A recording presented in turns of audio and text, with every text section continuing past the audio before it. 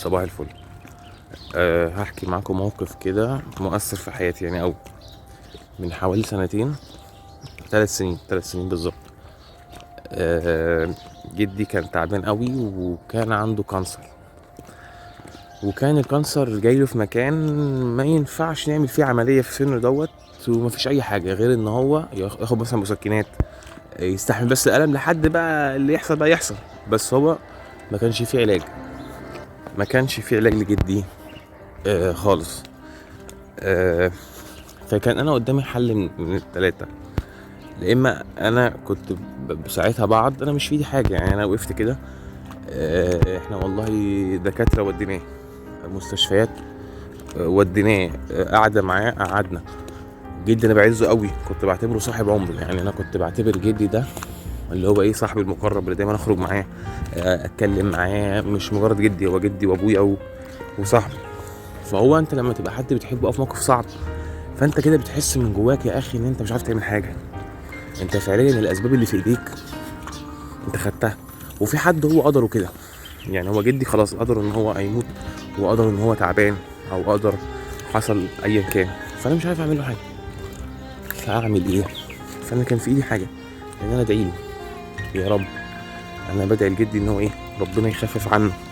فقعد ادعي له طول الوقت، فقعدت ادعي لجدي، ابقى قاعد معاه اشوف هو محتاج ايه، اقعد اتكلم معاه اخفف عنه تعبه، الكلام ده كله. بس في الاخر انا مش في ايدي حاجه، فكنت بحس بالضعف قوي، فكنت قاعد اقول لا حول ولا قوه الا بالله عشان اصبر. انا كان بيجيني نهار عصبي يا جماعه، يعني لو كنت مثلا تبقى قاعد مع جدك طول الوقت بيصرخ صريخ بسبب الالم وانت مش عارف تعمل له حاجه، تمام. فالموضوع كان صعب قوي، لولا ان انا كده وقفت مع نفسي قلت ايه، قلت يا عبد، وانا في ايدي ايه اعمله؟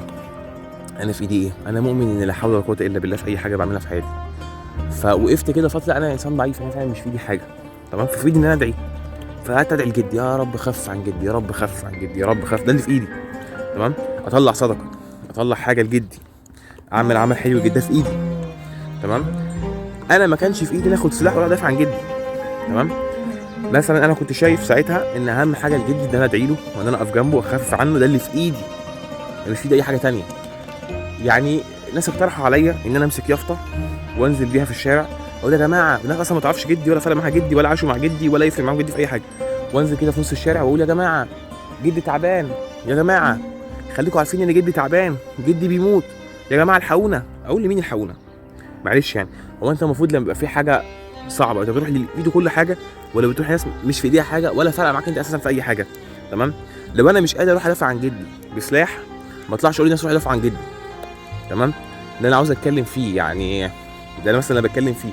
او مش انا انزل كل شويه على الفيسبوك يا جماعه جدي تعبان، يا جماعه جدي تعبان، يا جماعه انت كده، انا ما بعملش حاجه، انا ما بعملش حاجه. ايه اللي بعمله؟ ايه عمل اللي ينفع يفيد جدي؟ ان انا ادعي له، اشتغل وابقى معايا فلوس عشان اقدر اساعده بفلوس، او اشتغل عشان يبقى ليا كلمه اقدر اوصل جدي، ما يبانش مثلا ان جدي هو اللي ابتدى الحرب وهو اللي راح ضرب في جدي التاني، تمام.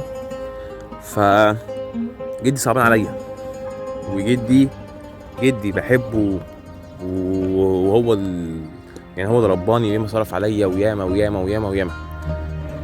بس في الاخر احنا نبقى عارفين ان احنا ايه اللي في ايدينا نعمله، وايه اللي مش في ايدينا مش هنعرف نعمله. في الاخر لا حول ولا قوة الا بالله، مش بالناس، مش بحد، تمام.